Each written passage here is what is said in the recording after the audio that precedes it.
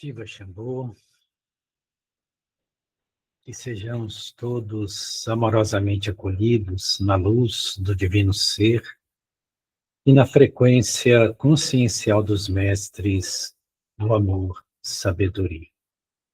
Nosso arcano de hoje, Ishavahana, né, que tem por epíteto, por título, a viagem. Então nós vamos trazer primeiro os significados da imagem e depois a representação. Isha Vahana, Vahana significa veículo, ou Vahana. Né? Todos os devas, todas as entidades celestes, dentro da tradição védica, têm seus Vahanas, ou seja, seus veículos.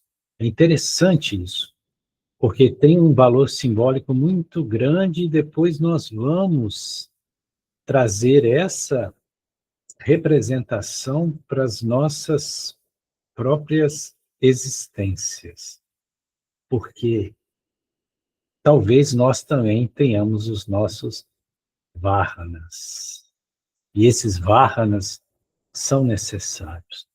Então, todas as entidades divinas, todos os Devas, Vishnu, Brahma, Shiva, eles têm seus Vahanas, ou seja, seus veículos. Quando eles querem se deslocar com um certo propósito, eles usam o Vahana. Então, Vahana significa literalmente veículo. E Isha é o redutivo de Ishvara. Né? Ishvara significa o Senhor, ou o Supremo.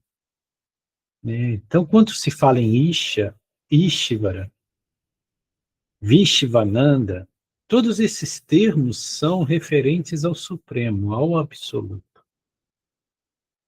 Então, Isha Vahana significa o veículo do Supremo. Veja, que nome mais auspicioso, o veículo do Supremo. Só essa frase, só essa palavra já nos traria uma sensibilidade anímica de nos transformar consciencialmente. E aqui especificamente nós estamos falando de um Vahana, que é Nandi. Nandi é esse touro branco, no qual o Senhor Shiva está montado. Porque Nandi é o Vahana de Shiva. Então sempre nós vamos ver Shiva associado ao touro branco, que é Nandi, que é o Vahana específico de Shiva. Quando nós pegamos a Trimurti, que é composta por Vishnu, Brahma e Shiva, ou Brahma, Vishnu e Shiva, nós temos ali também os seus Vahanas, cada um deles. O Vahana de Brahma é Hansa, né? Hansa é o cisne. Então, sempre que nós vemos a imagem de Brahma ou de Saraswati, que é a contraparte feminina, nós sempre vamos ver Saraswati ou Brahma ao lado de um cisne ou montado em um cisne, que é o Vahana do princípio da criação. Quando nós vemos Vishnu ou Lakshmi, eles vêm já em Garuda. Garuda é a águia, né? Então, sempre que nós vamos ver Vishnu, ele montado em Garuda. E quando nós vemos Shiva, Shiva sempre vai estar no seu touro, que é Nandi. Esses são Vahanas. E Nandi, ele tem uma simbologia muito profunda. Uma das mais importantes simbologias de Nandi é que na cultura védica, o Dharma, ele é representado pelo touro. Então, quando nós vemos o Dharma, nós temos a representatividade do touro. Então, Nandi, ele representa também o veículo do Dharma. Ele é o Dharma. E Shiva, ele está se locomovendo através do Dharma, com o Dharma. Então, nesse sentido, Shiva, ele é o senhor do Dharma, é aquele que estabelece o Dharma, ou seja, a lei, o propósito correto, a essência do ser na sua pureza primordial, naquilo que esse ser precisa se manifestar em consonância com o divino, com as leis universais. Isso é o Dharma. Então, Shiva está conduzindo o Dharma. O Senhor Shiva é o condutor do Dharma. Ele é o Dharmanata, ou seja, Senhor do Dharma. Então, essa simbologia já é muito importante quando nós vemos a questão de Nandi. Mas também Nandi, ele representa, ele é branco. Nós não vamos ver Nandi em outra cor a não ser branco. Por quê? Porque ele representa a pureza. Assim como Shiva sempre está no Monte Kailash, sentado, meditando sobre as neves eternas. Então, esse branco das montanhas, essa neve, esse branco representa igualmente a cor de Nandi, a pureza, aquilo que não tem mácula. Então, se Nandi é o Dharma, ele é o Dharma imaculado. Ele é o Dharma na sua pureza absoluta. Então, tanto Shiva fica sobre o Monte Kailash, nas neves eternas, eternamente meditando, e essa neve representa a pureza, assim como o seu veículo, o touro, Nandi, também representa a pureza.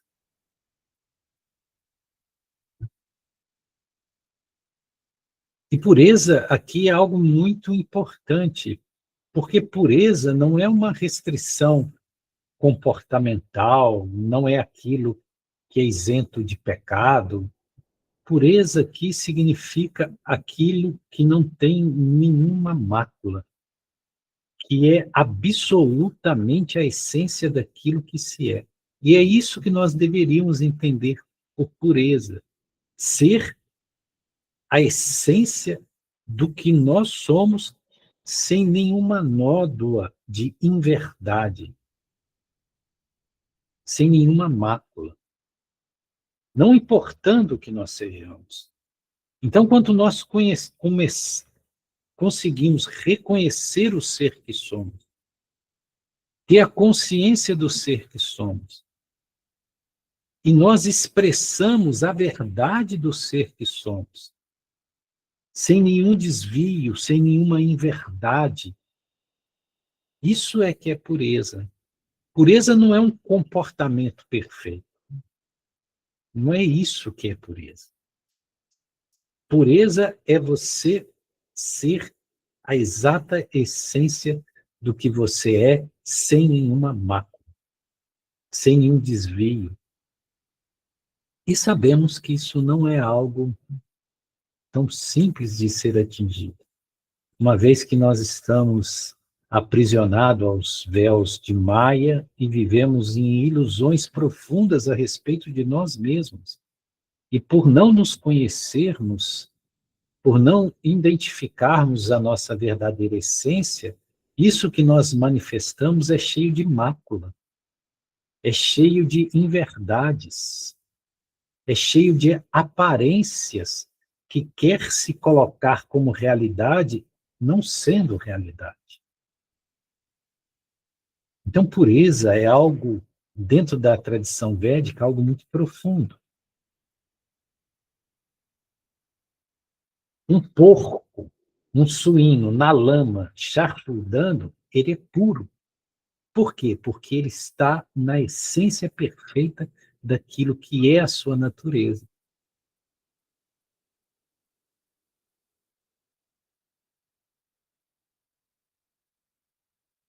E nós, às vezes, nesse corpo físico belíssimo que possuímos, todo higienizado, nós não temos essa pureza. Por quê? Porque estamos pervertendo a nossa natureza. Porque não estamos manifestando a essência do que somos. Então, esse aspecto é muito importante. O Nandi, ele representa a pureza. E também, o touro tem uma outra característica, que é o potencial da força que está contida. Ou seja, o touro tem uma força de arrebentar cercas, de arrastar carros, mas ele não exerce essa força. Ele é sempre manso, ele é sempre contido. Então, essa característica de você trabalhar toda a sua Shakti, toda a sua energia divina, e você desperta todo o poder dessa energia, mas é contido, isso é Nandi. Então você sabe o poder que você tem. Você tem todas as potências e energias, mas você é contido, você modera. Você sabe a proporção exata para ser usada em cada circunstância.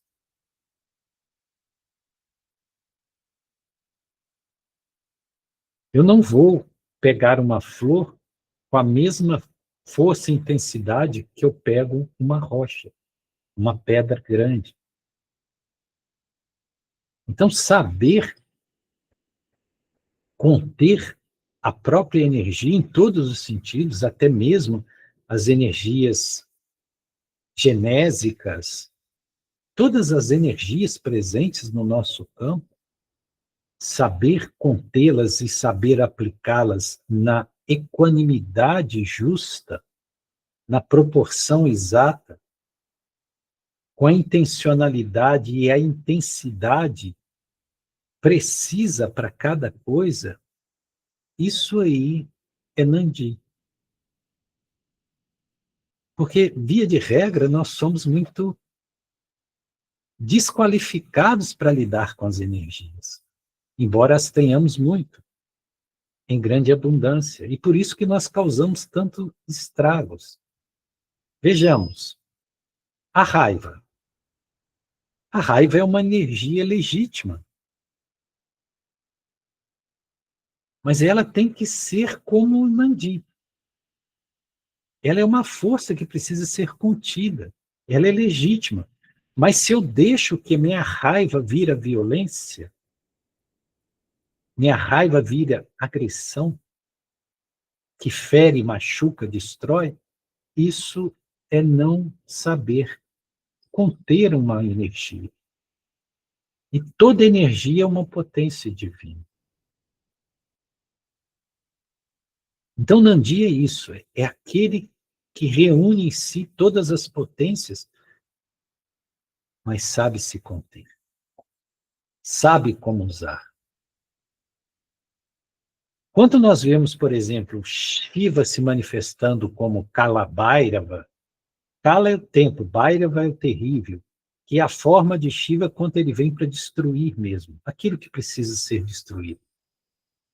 Para destruir todos os demônios, todas as coisas adármicas, fora do princípio divino.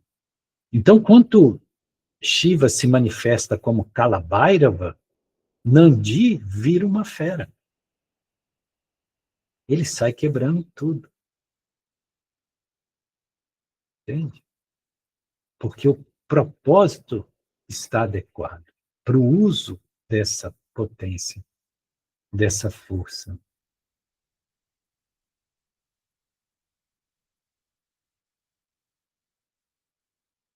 Quando o Felipe faz a grande invocação, no final ele fala da luz, do amor e do poder que estão presentes na Terra. Luz, amor e poder é os três atributos divinos.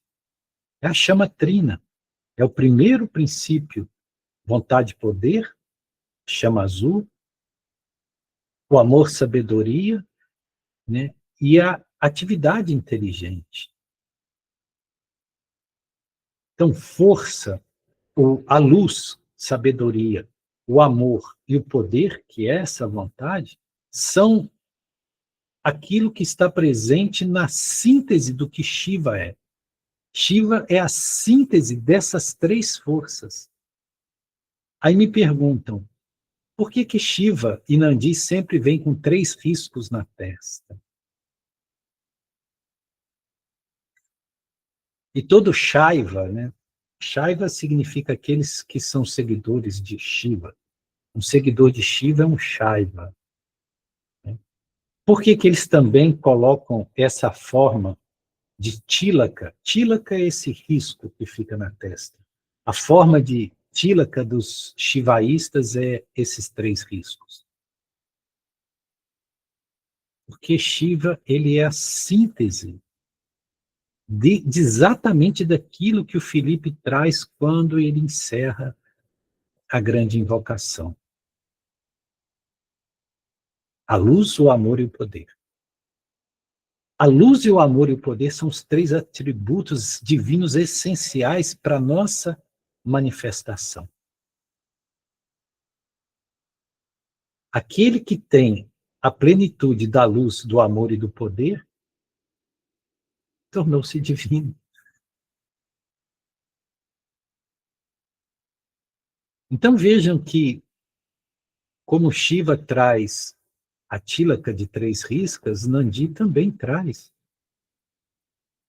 no frontal. E por que as tílacas são no frontal? Porque é onde está o nosso Adina Chakra, né? O nosso chakra frontal, que é o nosso canal de percepção extrasensória, que é o lugar da nossa intuição, da nossa visão além da matéria.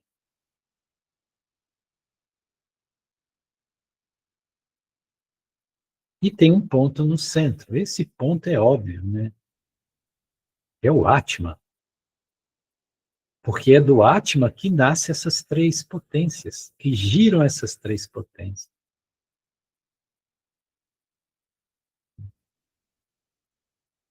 É interessante que aqui nós vemos Shiva montado em Nandi, e nós vemos que ele vem de onde?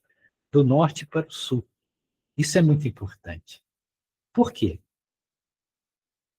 Porque os Himalaias, eles ficam ao norte do subcontinente indiano. Eles estão lá no norte.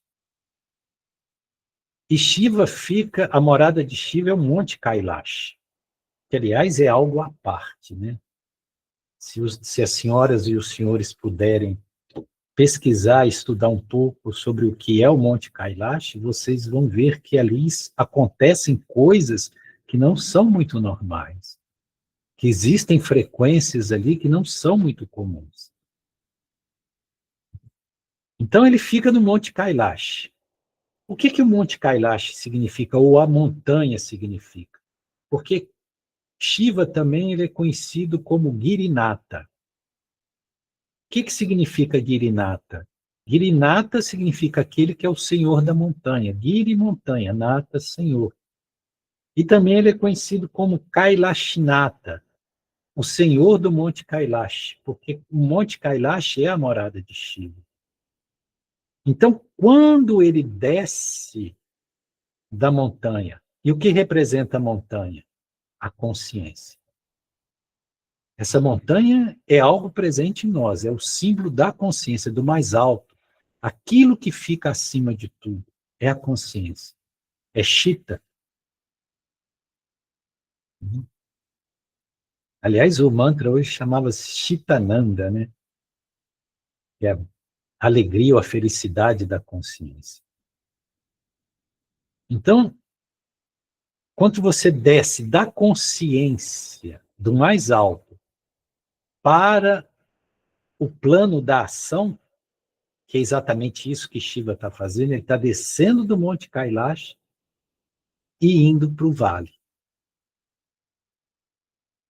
Então ele saiu do seu lugar de meditação e está indo para o campo da ação. Tudo isso nós estamos falando de condições em nós mesmos. E aí ele vai montado em Nandi. Então a direção dele é da montanha para o vale, ou seja, da consciência para o plano de ação e do norte para o sul. Esse norte para o sul tem que ser entendido porque também é muito significativo. Não sei se vocês sabiam deste detalhe. Todos os templos de Shiva têm o seu Shiva Linga, ou o seu centro de entronação da deidade, voltado para o sul. Sempre para o sul.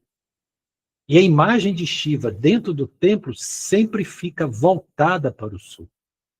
Sempre. Então, se você chegar num templo de Shiva, você vai ter a entrada pelo leste, que é onde nasce a luz, que é onde nasce o sol. Então, você entra pelo nascente, por onde entra a luz. E Shiva está posicionado, o Shiva Linga e a Murti de Shiva estão posicionados para o sul. Então, ele está de costa para o Monte Kailash e de frente para o sul. E quando você vai adorar Shiva, você fica de frente para o norte. Né? Conseguem compreender isso? Visualizar isso? E por que isso? Né? Porque na tradição védica, cada ponto cardial significa uma coisa. O sul significa a morte e o antepassado. Então, quando Shiva sai do norte e vem para o sul, quando ele desce do Monte Kailash e vem para o sul, ele está vindo para erradicar a morte. E está vindo para confirmar os antepassados. A tradição dos grandes rishis.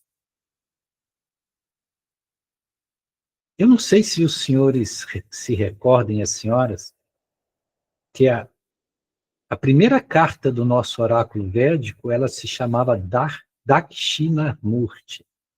Dakshinamurti mostra justamente Shiva sentado na posição de ensinamento, de ministrar ensinamento espiritual. E Dakshinamurti, Murti significa forma, Dakshina significa para o sul. Então, Dakshina significa a forma daquele que está voltado para o sul. Então, Shiva é Dakshinamurti quando ele vai sair da montanha e ensinar o conhecimento espiritual, ou o yoga. Porque ele é o Adiguru, ele é o preceptor maior do yoga. Então, fica voltado sempre para o sul. Aí tem um detalhe muito interessante. Em todo o templo de Shiva, tem Nandi na porta. Todo. Se você for num templo de Shiva e não tiver Nandi na porta, não é um templo de Shiva. É um templo fake. E por que Nandi está na porta? E detalhe, se Shiva está voltado sempre para o sul, Nandi está sentado, voltado para o norte, olhando para Shiva. Então, quando você chega no templo de Shiva, você vê Nandi de costa para o templo. E de frente para a Murti, de frente para o Shiva Linga. Por que isso? Porque a tradição védica diz que você não deve olhar Shiva diretamente. Você deve olhar Shiva pelos olhos de Nandi. Porque Nandi está olhando e vigiando o tempo todo o Senhor Shiva. Por isso que ele está de costa para quem entra e de frente para a deidade. Então, ele está constantemente olhando para o Senhor Shiva. E aí nós temos que ver Shiva através dos olhos de Nandi. E o que Nandi representa nesse sentido? A devoção. Porque Nandi é absolutamente dedicado a Shiva. Ele é o servo perfeito. É aquele que, em qualquer circunstância, não se desvia do propósito de servir a Shiva. Ele serve a Shiva em qualquer circunstância. Ele oferece a vida dele para servir a Shiva, para servir a Deus. Então, ele é o símbolo da devoção pura. E como Shiva representa o nosso ser divino, o nosso Atma, o que representaria Nandi em nós? A nossa inteligência. A nossa inteligência deve estar voltada para Shiva. A nossa inteligência deve estar voltada para o nosso eu superior e servi-la, e servi-lo em todas as circunstâncias. Então, o nosso ser superior fica voltado para o sul e nossa inteligência para o norte, para poder beber do néctar da presença divina. Entende o que significa?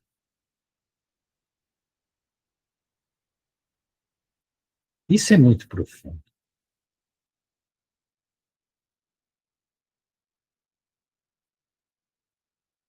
Então, Nandi vai estar sempre de frente para Shiva.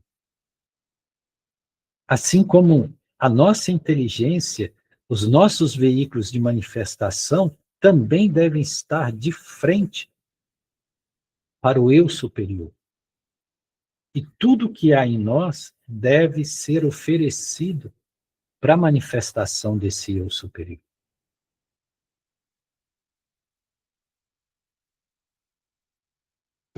Os nossos corpos físicos e sutis, os nossos mananciais energéticos, as nossas potências, virtudes, todas devem reverenciar e servir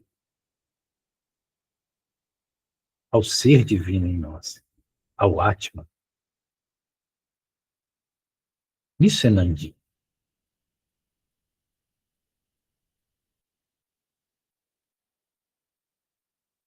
É bonito isso, não é?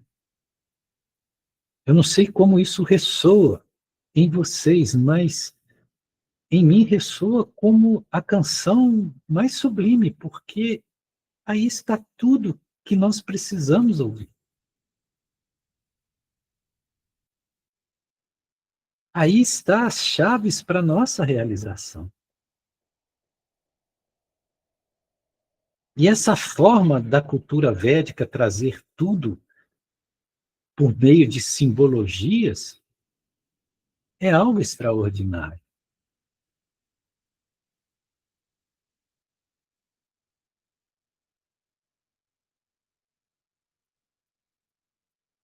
Então, nós falamos do significado. Agora, nós vamos falar da representação. Porque o que representa essa carta específica, esse arcano específico? Isha Vahana. Ele representa a viagem. Por quê? Porque é justamente esse translado de Shiva saindo do Monte Kailash e vindo para as planícies, para transmitir o conhecimento para a humanidade. Então, é a viagem. Então, o que representa? Representa um ponto de mudança.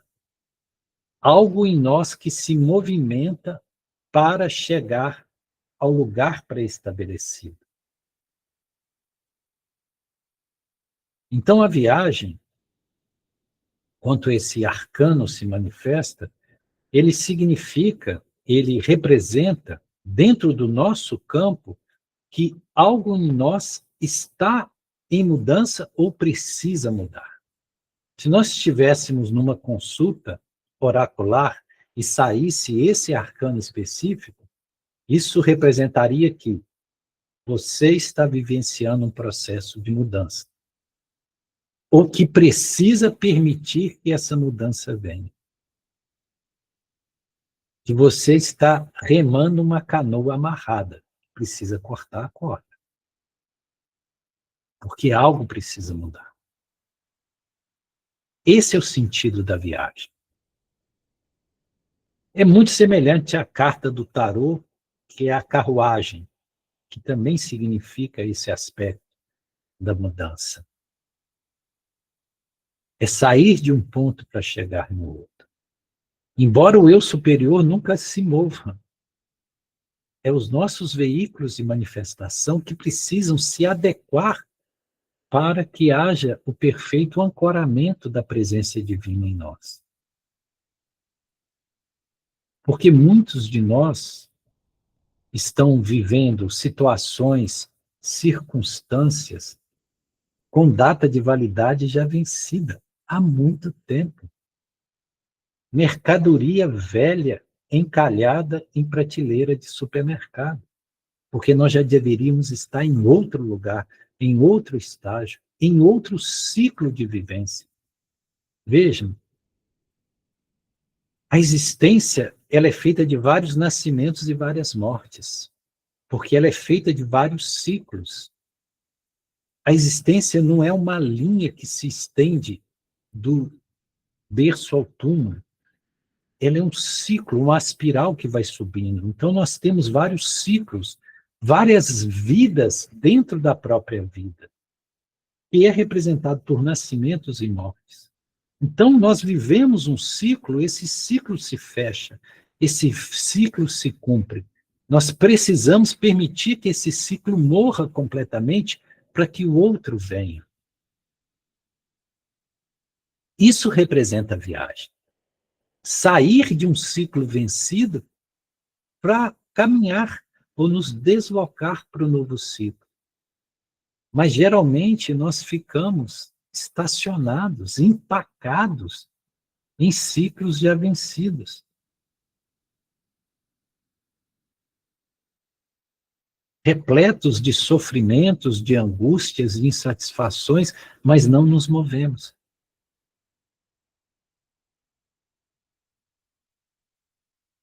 E nós vivemos esses processos de estagnação constantemente. Quantas pessoas estão presas a relacionamentos que já cumpriram o seu propósito, que já fecharam o seu ciclo, mas não se movem daí? Ou estão em lugares que não representa mais uma produtividade para o seu próprio ser, mas não se move dali.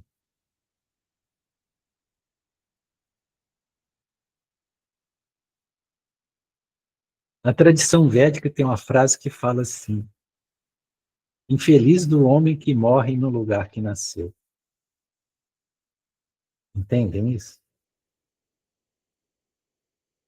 E tem pessoas que sentem muito orgulho de morrer no lugar que nasceu.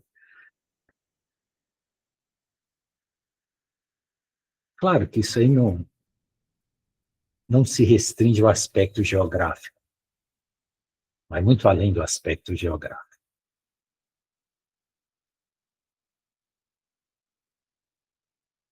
Então, essa viagem representa esse processo de nos permitir avançar.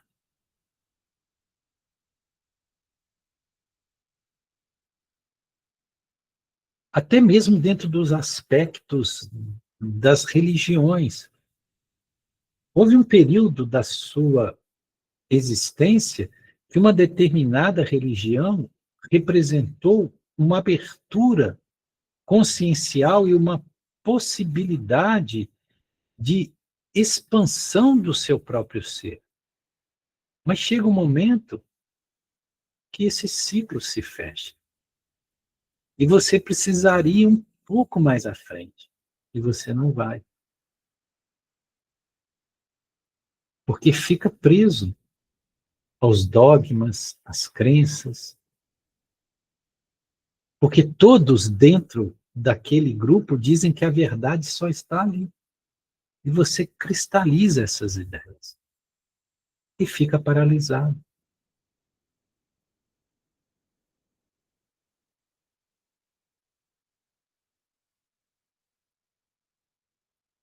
Então é preciso que nós nos permitamos, com muita serenidade, ver que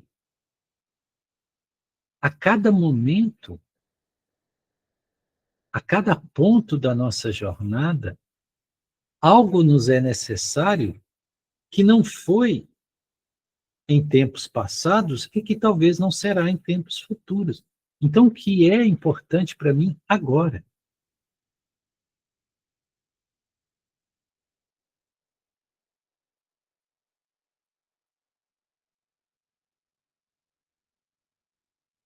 E permitir que essas renovações se aconteçam. Imagine se uma borboleta nunca quisesse sair do casulo. Quisesse viver sempre naquela forma larval.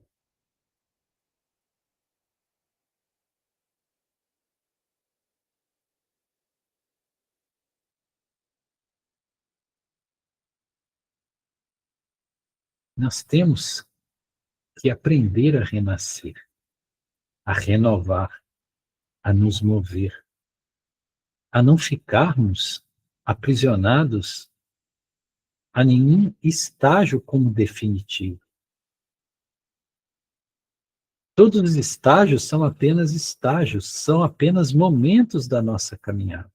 E a viagem é necessária nesse sentido. E essa viagem não é para buscar algo que já não esteja aqui, apenas para permitir que o nosso ser se adeque às necessidades daquele momento, dentro daquilo que nós precisamos manifestar neste plano de existência.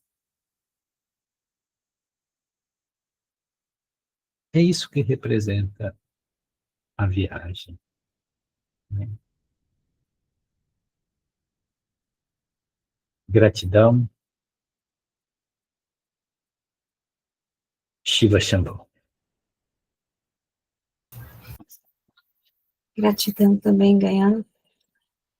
E abrimos aqui o momento que nós compartilhamos, né, nossos comentários, as nossas indagações, buscamos compreender mais, questionando a Gayane, dentro da sua sabedoria, que traz essa reflexão sobre essa viagem que, para mim, nada mais é que a nossa jornada nessa vida. A vida que é a vida, não a existência. Embora estejamos na existência, mas a jornada é da vida. E que, consequentemente, eu me lembrei muito, não sei, já estou dando uma introduçãozinha, do sexto raio,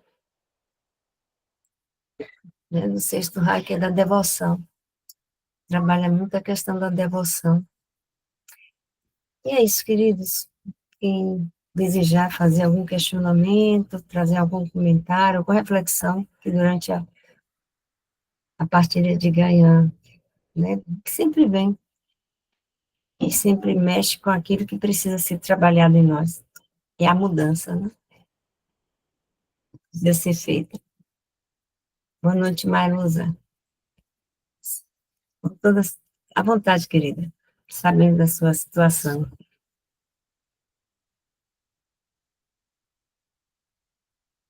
E aí, quem deseja,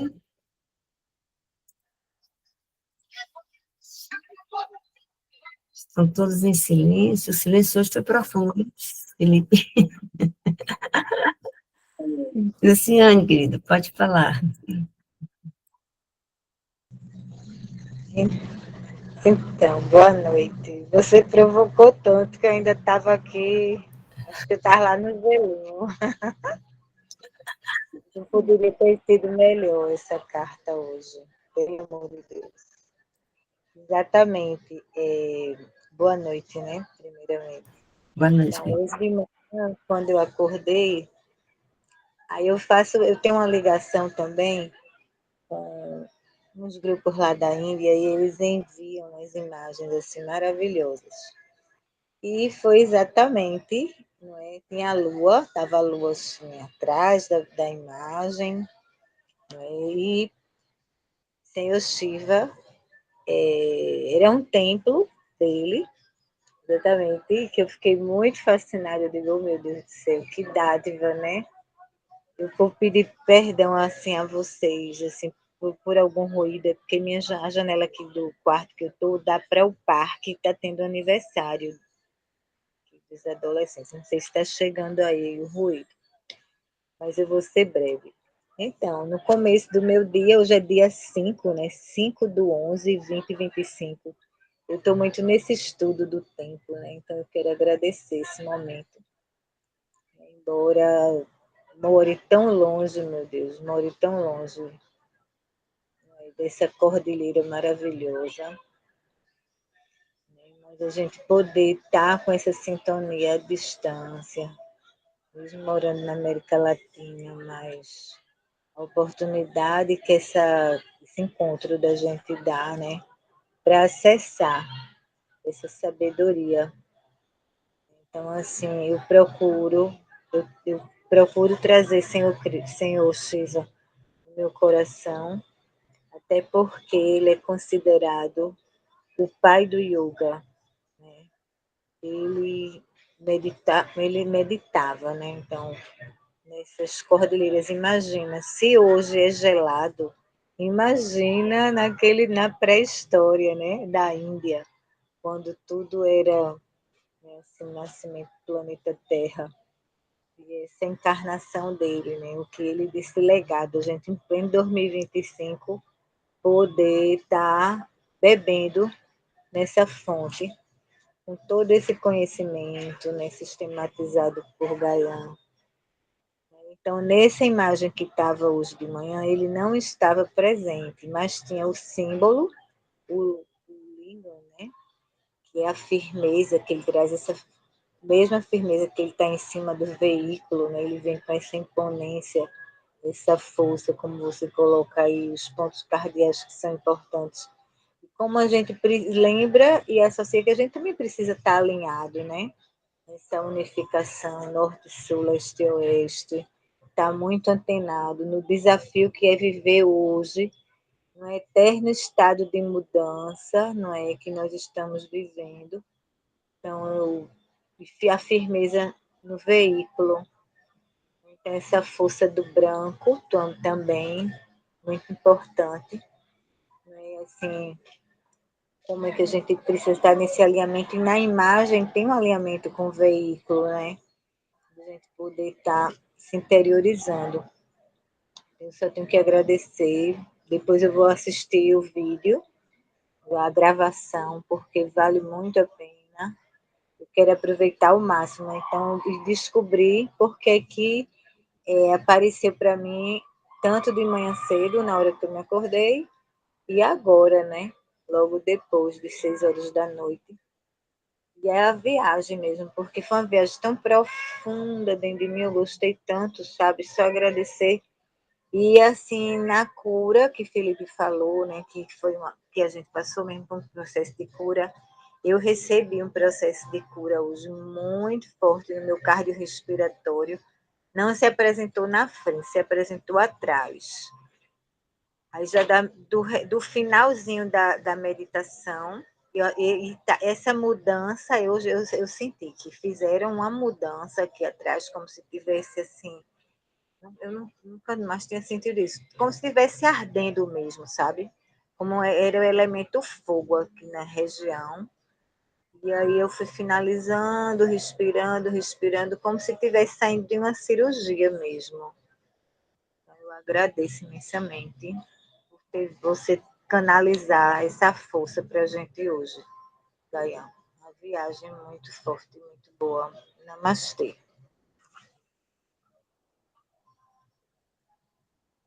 Gratidão, Luciane. Essas palavras foram profundas. Jorge,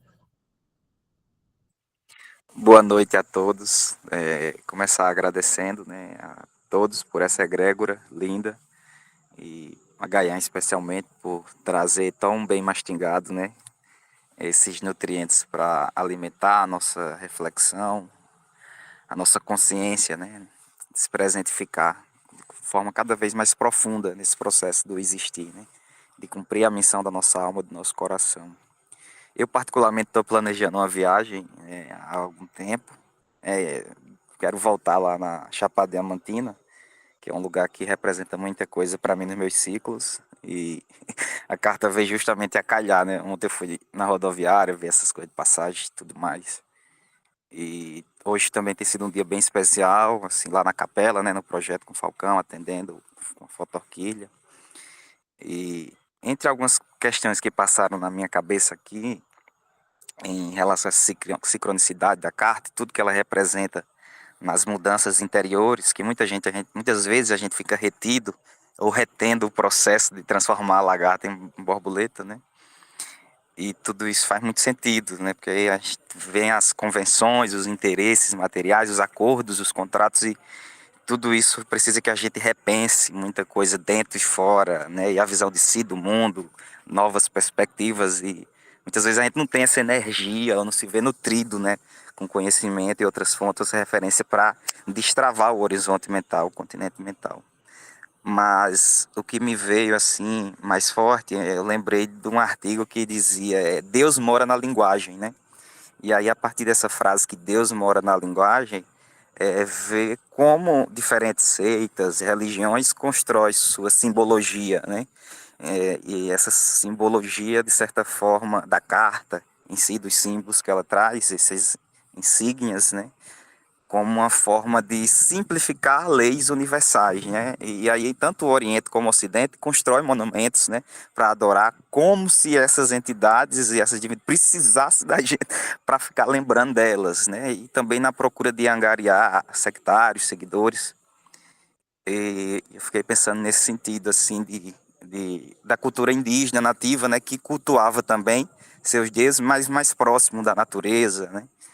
E aí eu estou falando de um ponto de vista leigo, né? Que eu não conheço profundamente nem a minha cultura. Imagino poder comparar a cultura ocidental com a oriental, mas superficialmente eu vejo como um mercado da fé, né? Procurando angariar seguidores. E isso remonta a tempos longínquos, nessa briga pela intolerância religiosa e tudo mais, uma para sobrepor a outra. E aí tem Shiva, tem Krishna, né, Buda e tantos outros com a mesma mensagem, com a mesma linguagem, mas com nomes diferentes, com simbologias diferentes, né?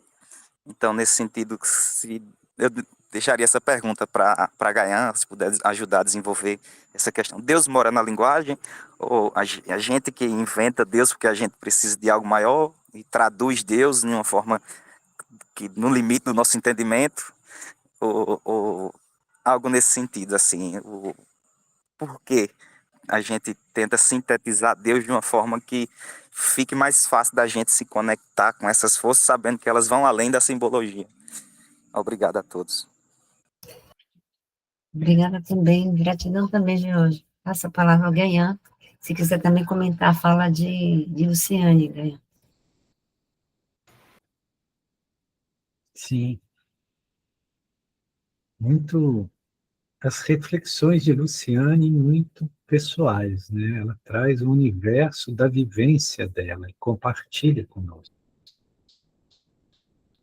daquilo que a move internamente e como isso se apresenta para ela no seu dia a dia, o que é muito valoroso para todos nós.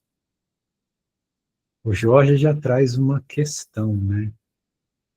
Que é muito profunda e que nós acreditamos, particularmente, ser muito verdadeira. O fato de Deus se manifestar na linguagem. talvez Deus seja a própria linguagem.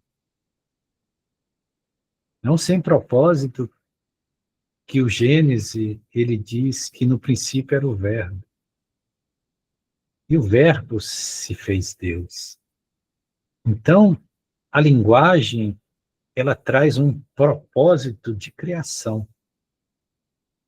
Por isso que a linguagem está presente a partir do princípio nominal. Porque nós construímos a realidade a partir da semântica, a partir dos significados, a partir da linguagem. Eu penso com palavras, logo eu crio com palavras. E quanto mais rica é a minha simbologia ou minha capacidade imagética, que constrói imagens que representam o significado e o significante daquilo que eu não consigo expressar com palavras, porque transcende a linguagem convencional, eu estou ancorando um princípio de manifestação divina no plano da horizontalidade. Eu estou descendo da montanha, do Monte Kailash, e me dirigindo para as planícies. Isso é interessante, porque Shiva no Monte Kailash, ele não tem linguagem, ele não fala, ele só medita. Mas quando ele desce para vir para os vales, para transmitir o conhecimento sagrado, e Luciane falou com razão, ele é o primeiro dos yogis, ele é o Adi Yogi, ele é que traz a ciência do yoga para a humanidade, aí ele precisa de construir através da linguagem. E Jorge faz uma pergunta, uma ponderação muito profunda, que eu não sei se vocês perceberam, que é uma inquietação. O que ele está perguntando, ou ele está trazendo, é o seguinte: Deus existe a priori, e para que possa ser visto, ele cria a linguagem? Ou nós criamos a linguagem para inventar um Deus que não existe a priori? Entende o que ele quer trazer, que ele está trazendo? Porque muito filósofo materialista acredita que toda religião ou toda metafísica é apenas uma projeção da insuficiência humana. Como nós vemos que nós somos impotentes, fracos, falíveis, mortais, nós projetamos uma ideia de um ser infalível, imortal, onipotente, onipresente, onisciente, para quê? Para ancorar esse desejo que está em nós de ser isso, e não somos. Então, quando você pega, por exemplo, o pensamento de Nietzsche, Jean-Paul Sartre, Heidegger, nós vamos ver isso muito claramente. Mas será que é isso mesmo? Será que somos nós que criamos Deus? E para criar Deus nós usamos a linguagem, e quanto mais elaborada a linguagem, mais dá um sentido transcendente e metafísico? Ou o caminho é o inverso? O que nós estamos querendo ponderar aqui? É Shiva que desce da montanha para o vale, ou nós que levamos Shiva do vale para a montanha? Cada um pode ter o seu ponto de percepção.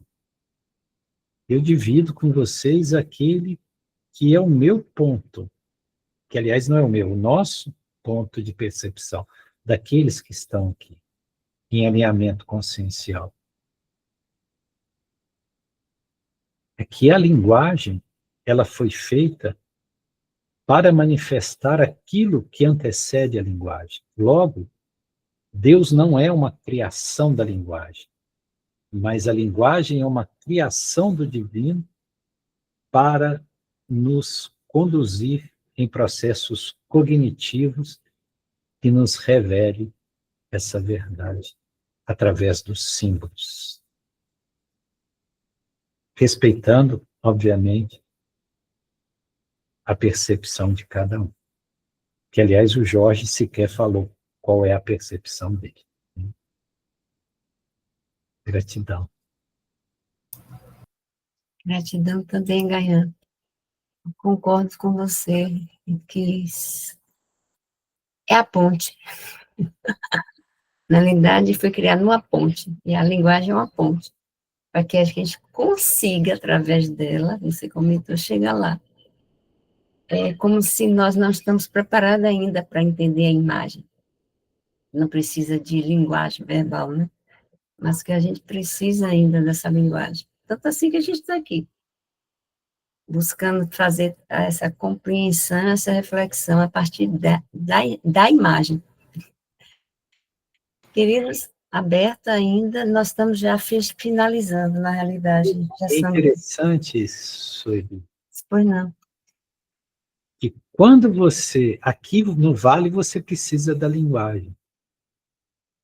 Mas quando você sobe a montanha, lá onde Shiva está, no alto do Monte Kailash, você não precisa mais. Aí é o silêncio.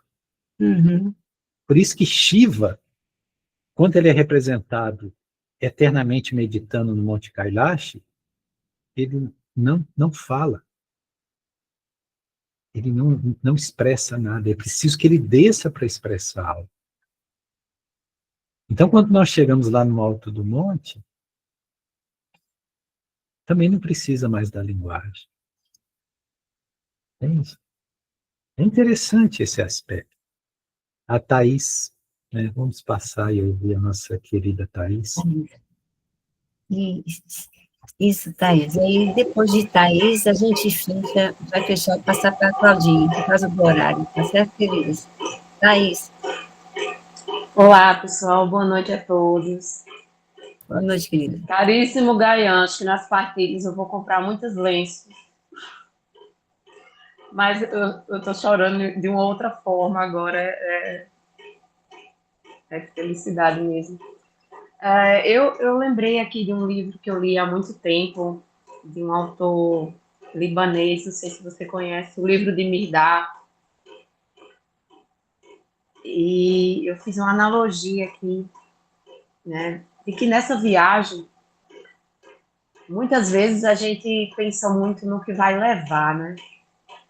E no livro de Mirdá, para que ele assuma a posição, né, que foi preparado para ele, ele precisou deixar tudo na subida da montanha, né? E ele não compreendia, né? Fisicamente ele foi perdendo o cajado, ele foi perdendo o manto, ele perdeu a água, ele não encontrou mais cabras para que ele pudesse se alimentar. E ele vai subindo e se questionando a Deus, né? Como é que eu vou chegar lá em cima se eu estou perdendo tudo? Mas ele chega e era preciso que ele chegasse sem bagagem, né? Então eu considero que esse processo dessa volta para casa, né, dessa viagem interna, a gente precisa muito mais perder. Muitas vezes a gente não compreende, né? E aí entra a força dessa instituição, né? Pensei na questão dos ciclos também, né, na lei do ritmo, né, da história do pêndulo, do universo, e de como nós temos dificuldades de abandonar essas posturas, né, para que a gente possa viver essa mudança, esse novo. Então, diante do que eu estou vivendo, de uma certeza eu já sei, é preciso suportar as perdas. Elas são necessárias. A gente não vai entendendo, e talvez essa ânsia pelo entendimento, que é uma coisa do ego, né? A gente quer dar conta de tudo, a gente quer compreender. E agora eu percebo que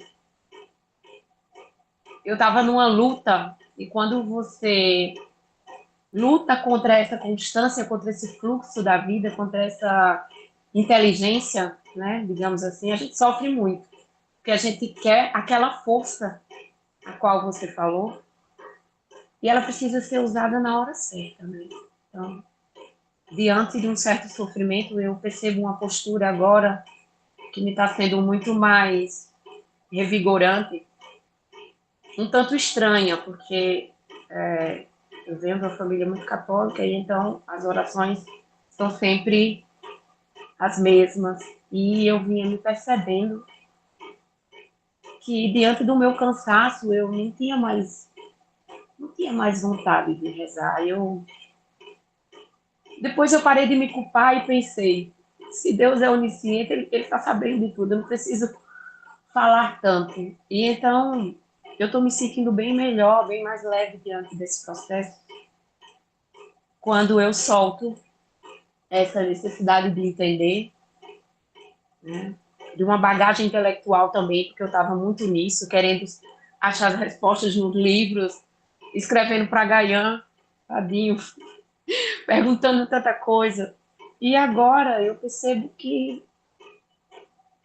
as coisas estão simplesmente vindo.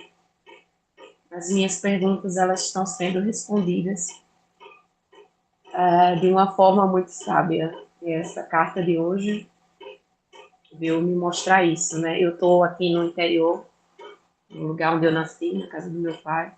É um lugar muito quente, um lugar onde você quase não vê natureza, né? O sertão da Paraíba, muito seco. E hoje, quando eu fui caminhar, é tão seco que pega fogo mesmo, né? Que tá queimando aqui. E aí, diante dessa paisagem, que eu sentia muita tristeza quando eu vinha, eu pensei, é preciso aceitar até isso. A gente não pode estar achando bonito só o cume da montanha. E é preciso que a gente reveja também, como o Gaia traz essa coisa da descida, porque muitas vezes a gente faz uma analogia com a meditação, com o Himalaia, mas eu acho que é um caminho talvez mais difícil você fazer a viagem inversa, que é para a sombra, né? Então, para mim, essa descida ao vale é uma descida às minhas sombras, para que eu possa subir depois melhor. Eu acho que é isso. Gratidão dessa partilha de hoje. Chico Xangô. Gratidão também, Thaís, pela sua contribuição, pelo seu comentário, querido. Gayan, quer fazer algum comentário? Eu poderia fazer muitos, mas não tomaria muito tempo. Nós já passamos do horário, né? Pois é, e eu vou... Agradecer a Thaís, né, pelo compartilhamento dela, né, Uhum. por aquilo que ela traz para o grupo, por que ela representa para o grupo. Então, nossa gratidão a Thaís e passar para a Claudinha, né? Isso. Claudinha, por favor, encerra, faça o fechamento, querida. E gratidão aí para todos, querida, e uma noite de paz e luz para todos. A viagem. Nós estamos na nave. Aqui fazemos a jornada de mestria interior. Buscamos o autoconhecimento, e esse autoconhecimento é a viagem. Estamos na nave, e ao adentrar, começamos a nos despir e perceber que estamos nos transformando, permitindo deixar o mundo material para trás e mergulhar na grande viagem do conhecimento eu.